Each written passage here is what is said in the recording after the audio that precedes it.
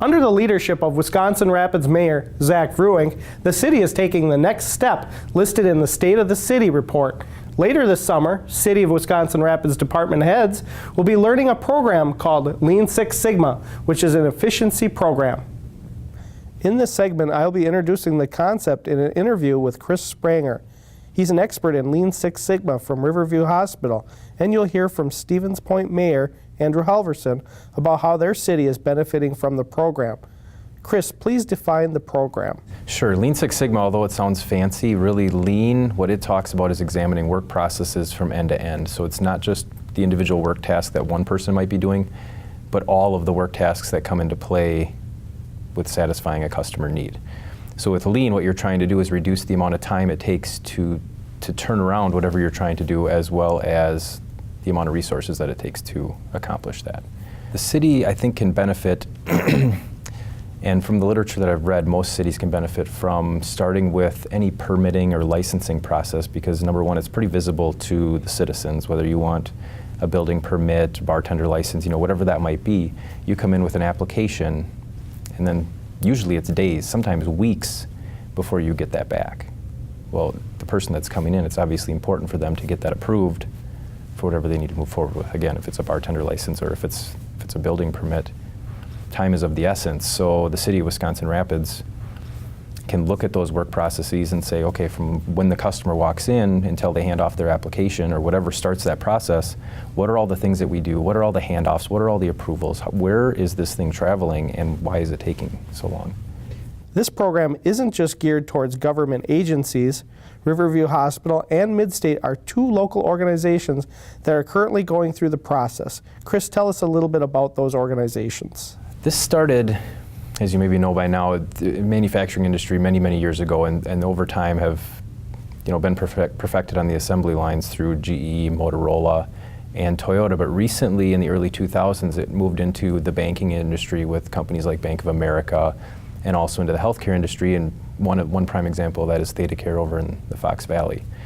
So, and obviously more recently now, it's starting to work its way into government entities. One of the first organizations to really take that on was the city of Fort Wayne, Indiana, and using these philosophies. So realistically, Lean and Six Sigma are not just manufacturing philosophies, but these are really business improvement philosophies, and it's really starting to catch on in service and other industries at this point. After city department personnel take the training, they're categorized in certain levels like karate. What do those levels mean? It's similar to, and General Electric was the one that created this when they really deployed these philosophies organization-wide. But similar to belts in karate, as you move up the levels, you attain higher skills and analytical techniques, which are a part of the whole Lean Six Sigma body of knowledge. So at the top are master black belts, which act as deployment experts, where we're going to focus our resources, how we're going to pick projects. Below that are black belts, which are trained on highly sophisticated analytical techniques, regression analysis, things like that. Green belts are trained as our project facilitators. So those are the ones that are planning the projects, facilitating these cross-functional teams. They're mapping out work processes on the wall so the project can be worked on.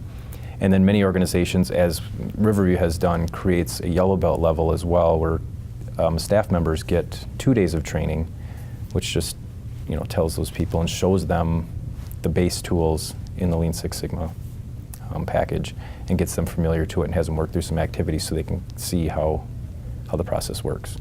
The city of Stevens Point is now going through this transformation process to become more efficient on the way the city does business. Stevens Point Mayor Andrew Halverson explains why they chose this route. The interesting part for us is when we realized that there was an emergence in applying the Lean Six Sigma principles from manufacturing, of course, which was the derivation of Lean Six Sigma coming out of the Toyota model of manufacturing. We realized, as I also, through my serving on the board of directors of Ministry Healthcare St. Michael's Hospital, also saw how Lean Six Sigma was able to be applied to healthcare. Understood that there were very few governments in the country that were starting to embrace Lean Six Sigma as a way in which to find efficiencies. In 2011, I wanted to move in that direction, and through 2012 was able to accomplish that through the partnership with Mr. Spranger. We also at that point had hired a new emergency management director for the city by the name of Sally McGinty. She came out of the U.S. Navy as a former commander and also was Greenbelt trained, who had done several Lean Six Sigma projects that she was working on along with black belts in the Navy. So we had her training initially. We also understood that we wanted to prioritize green belt training for all of our department heads as well as our mid-level managers, including myself, to be able to gain that understanding. Since then, we are now all green belt certified. We have 2 key projects that we're working on. One is a payroll project. Every department has their own paperwork. Every other department is doing it by hand. Of course, in this day and age, that's grossly inefficient. What's important for us, and I'm sure a lot of your employees in Rapids can understand this, in many instances, for years in government, all of our departments were all siloed. Public Works doesn't talk to water. In fact, in Rapids, it's even different because you have a separate utility. I hope that's amusing for the Public Works employees who are watching this. The key for us is we can't have silos and a variety of different processes through one organization. The more that you can simplify and ultimately guarantee that whatever you do is the same at all times will gain you the efficiencies that we wanted to look at. Cities like Stevens Point are implementing these kinds of business models to stay competitive and accountable to the public. Why is it so important for local governments to work like a business does? As we started this process back in 2011, and really the bulk of the work was done in 2012, I personally never looked at this as a dollar-saving event. I looked at it a little bit differently, and I looked at it as an hour-saving event. For years and years and years, governments have had to not spend. We didn't have the ability to tax. We've had to eliminate positions. We are probably 15 positions down just in the last 10 years citywide. And that, of course, is in several different departments. But when that happens, you can't do what you did years ago. You can't do and accomplish on behalf of the citizens that you represent the mission of the city. The only way that you can get around that is by finding more efficiency, using the employees that you have to the best of their ability to be able to do more. It's not about saving time to free up money to eliminate positions. It's about finding time to free up more hours for folks to be able to do what they haven't been able to get done for several years because of our reductions. That's the way in which I think government can best leverage these principles to find those efficiencies, find the smallest amount of steps, and the most precise way to do it to guarantee precision in the outcome and speed of the process to get to the outcome. In my opinion, that's the greatest element that Lean Six Sigma can bring about to governmental change. The interesting and, in my opinion, the methodical way which frustrated so many of our managers and department heads in the beginning was that it's so basic, but yet something that you never use as a toolkit to figure something out. Do you mean I actually have to lay something out? I pick up a pencil, I pull out the sheet of paper, I write on it, and then I put it in this box, which puts it in that box? Yeah.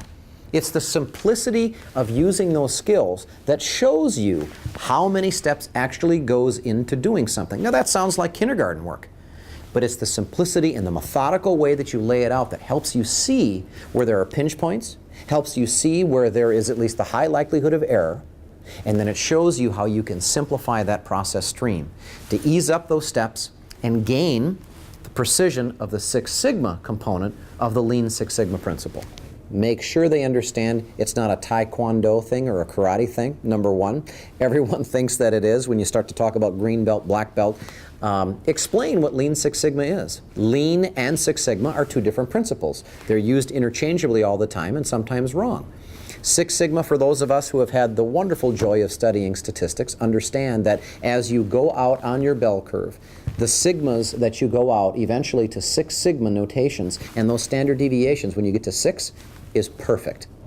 Well, you can never do everything perfect. That will never happen. Regardless of any process that you work toward, you cannot get it perfect. What you can do is use these steps to analyze the precision of getting something done correctly and as precisely as you can, as often as you can, with as little steps, lean component as possible. And that's really what it is. It's taking the least steps possible on getting something done that you can and ensuring that it's done as correctly, repetitively as you can do it.